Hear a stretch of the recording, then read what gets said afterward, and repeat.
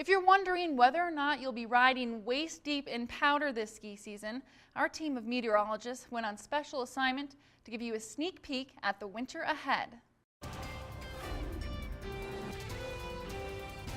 I'm Chief Meteorologist Mike Hurd. We have team coverage of our winter weather forecast for the December, January, February time frame. And we're going to begin by looking at, well, the equatorial Pacific. Sounds kind of bizarre, but that's where we need to go. That's right. We have to look at the equatorial Pacific because the temperatures out in the central Pacific Ocean are actually very important for how it impacts the weather here in the United States.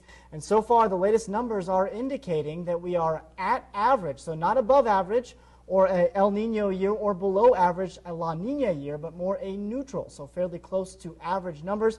And for a little more on how that's going to impact the actual forecast, let's send it over to Matt. Yeah, we basically look back at other neutral years to at least see if we can get a little guidance on what you can expect. And here's one of the things that was interesting about this. These are the last three neutral years, 2001, 2003, and 2012. And you notice these are the mean temperatures for the Bozeman area, 13.9 in 2001, 23.6, 25.2, and you look at the snow pretty much even across the board.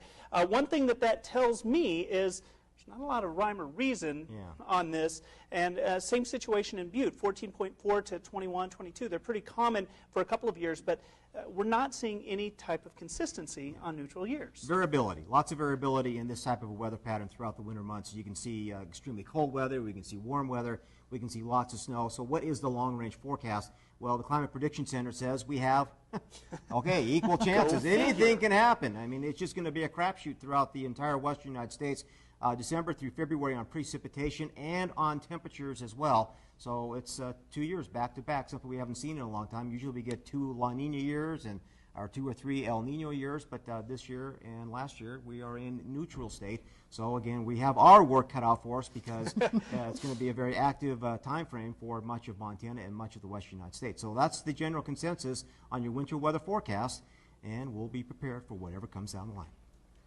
And I am okay with that answer because that doesn't mean that we're going to have a bad ski season. At least you didn't say that. Well, that's right. And of course, we never have a bad ski season here in Montana. It's always beautiful weather.